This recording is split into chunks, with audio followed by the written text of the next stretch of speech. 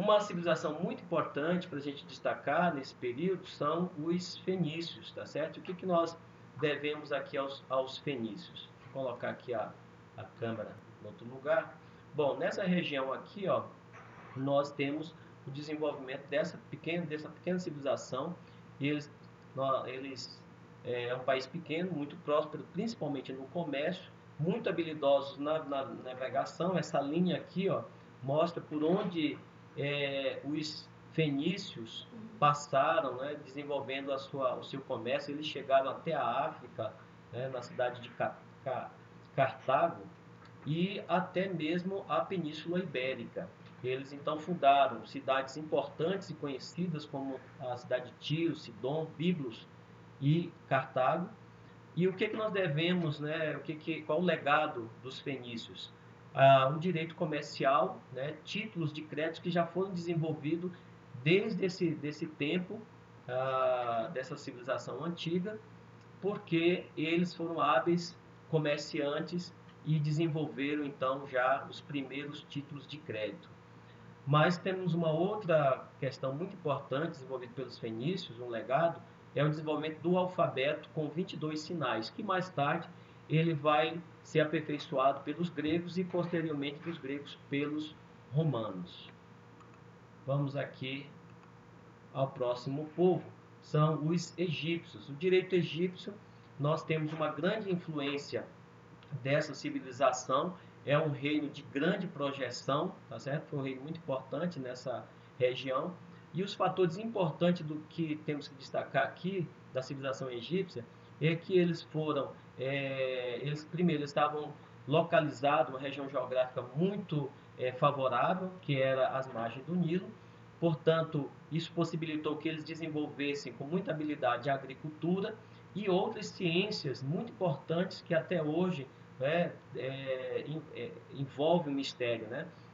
Foram hábeis na matemática, na arquitetura e na engenharia. O monarca dos egípcios era chamado Faraó e ele era considerado então um deus ou um filho de um deus, tá certo? Dificuldades jurídicas que nós encontramos foram as transformações nas instituições sociais políticas dos egípcios, que foram transformações prolongadas e que nós não percebemos grandes mudanças no direito estabelecido por essa civilização. Faraó era o que era responsável, né, para dizer o direito. A expressão Ma'at, que quer dizer dizer o direito, ou seja, o direito emanava de Faraó. Então nós não temos uma fonte que tenha sido escrita, mas era Faraó que era responsável por declarar o direito e aí a partir daí ser observado nas leis e observado pelas autoridades que eram estabelecidas por Faraó. Então a gente tem aqui algumas categorias do direito, que eram as leis, os decretos e as regulamentações que eram ditadas por Faraó. Então, no direito egípcio, a gente destaca aqui que havia uma divindade chamada Thoth, tá certo? Divindade Thoth, que da onde temos o legado das leis escritas. Então, essa ligação do direito com a divindade é uma característica muito peculiar dessas civilizações antigas. Era a autoridade divina que legitimava o direito que era estabelecido e que deveria ser obedecido, tá certo? Havia uma regra de ouro conhecida dos egípcios, tá certo? Que era seguida também e repetida por outros povos. No caso, fazer ao outro aquilo que você quer que faça a você mesmo. O faraó, ele delegou esses poderes a outras autoridades, como o vizir e o chefe de justiça. Uma característica também é que as penas impostas nesse período eram penas cruéis. Claro, isso não era uma característica apenas do povo egípcio. Os povos dessas civilizações que estamos falando todos tinham como característica, na área do direito penal, penas muito cruéis, tá certo? No direito civil também se desponta os egípcios, porque nós temos um direito contratual bem diversificado, nós temos a presença da poligamia, né, já legitimada nesse período. Por isso, voltando um pouquinho aqui, o direito egípcio, então, nós destacamos tanto o direito penal quanto esse direito civil, que nós já encontramos alguns contratos antigos dessa época. Vamos aqui agora para o último povo a ser estudado dessa região, que é o direito hebraico. Semelhantemente aos gregos, nós não temos uma produção jurídica dos hebreus, mas nós temos um direito muito ligado à crença, à fé desse povo, tá certo? E o livro dos judeus, que nós temos aqui, chama Tanakh, ela é a escritura sagrada hebraica do Antigo Testamento. Essa é a principal fonte do direito hebraico.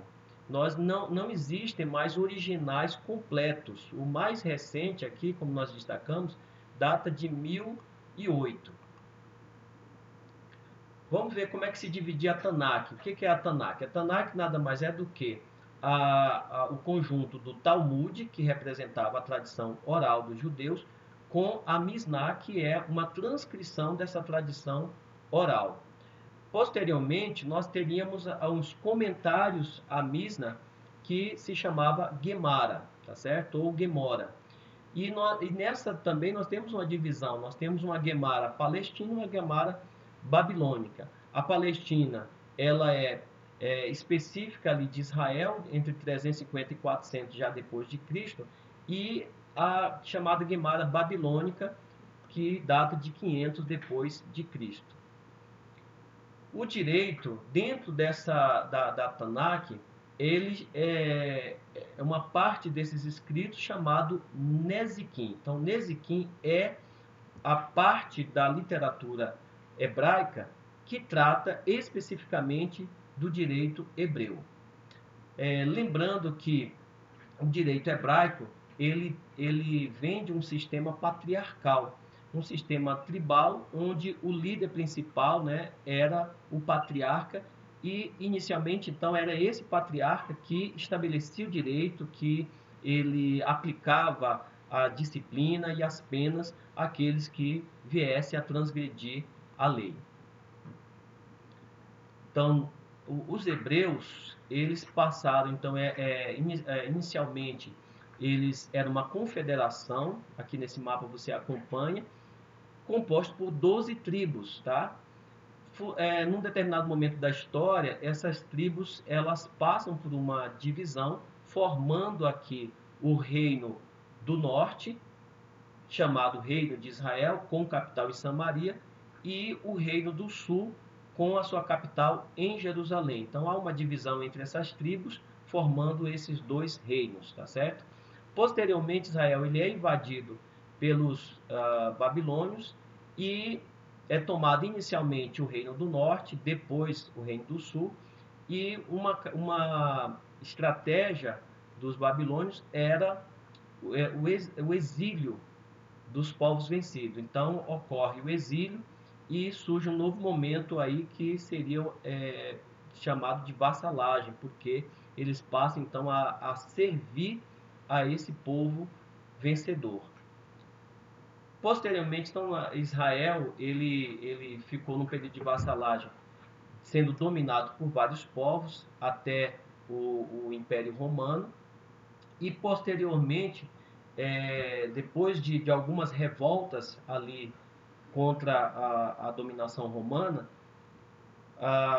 todo o povo de Israel é espalhado, né, a chamada diáspora, é espalhado por várias partes do mundo. E Israel vai passar mais de 1000 anos, tá certo? Mais de 1000 anos aí separados, espalhados pelo mundo.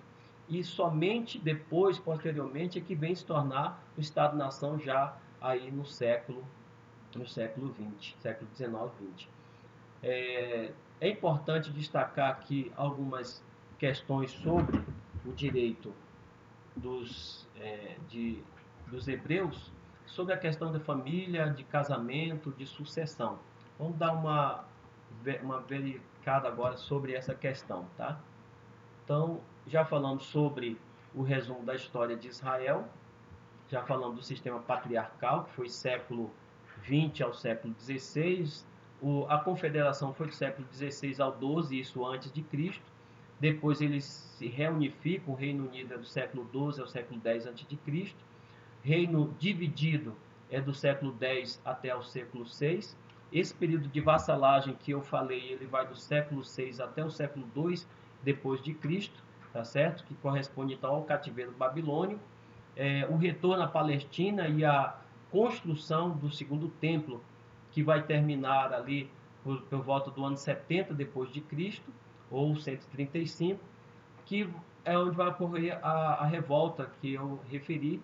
É uma revolta promovida por Bar Kokhba, e isso vai ocasionar então a divisão, a dispersão do povo de Israel. Então, esse Estado-nação, após a revolta de Bar Kokhba, o povo de Israel ele permaneceu por, corrigindo aqui, 18 séculos, né? Eu falei mais de 1000 anos, então mais especificamente 18 séculos, até 14 de maio de 1948, quando vai ocorrer a independência do Estado de Israel, promovido após a ONU decidir pela divisão desse território palestino entre árabes e judeus. Agora, falando sobre essas principais características e institutos jurídicos do povo hebreu, nós temos a família.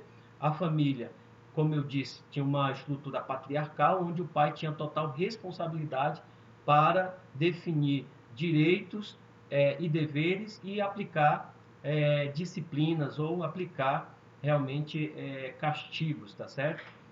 O pai, então, ele tinha total responsabilidade sobre os filhos. As filhas, elas podiam ser vendidas como escravas pelos pais, e havia, então, nesse período, a possibilidade de escravidão por dívida. O casamento, nessa civilização, comprava-se a futura esposa. Caso a esposa fosse repudiada, ela poderia, então, voltar à sua família original. Já o homem, ele não podia ser repudiado, tá? Havendo, então, o único caso de punição ao homem era o caso quando houvesse adultério contra a mulher casada. Na questão da sucessão entre os filhos, o único direito de herança era o direito do primogênito. Então, o primogênito, o primeiro filho gerado, homem, tinha direito à herança, e as mulheres não tinham direitos sucessórios. Na questão do direito penal dos hebreus, ele era dominado principalmente pela visão religiosa. Os delitos eles eram classificados de acordo com delitos contra a divindade ou contra o homem e o seu semelhante, contra a honestidade, a propriedade. Então, era um código penal, vamos dizer assim, muito ligado à crença e à fé desse povo. As penas também eram penas cruéis, também eram admitidas pelos hebreus, e era admitida a pena de morte nos delitos graves, penas como apedrejamento, fogo, decapitação, e outras penas também eram admitidas, como flagelação, excomunhão e a pena de talião, da qual nós já nos referimos, tá certo? Então, pessoal, a gente vai fechar por aqui, falando aí até os hebreus, e na próxima aula a gente vai dar uma aula específica sobre os gregos e outra aula específica sobre os romanos, tá bom? Então, um grande abraço a vocês, nós ficamos por aqui.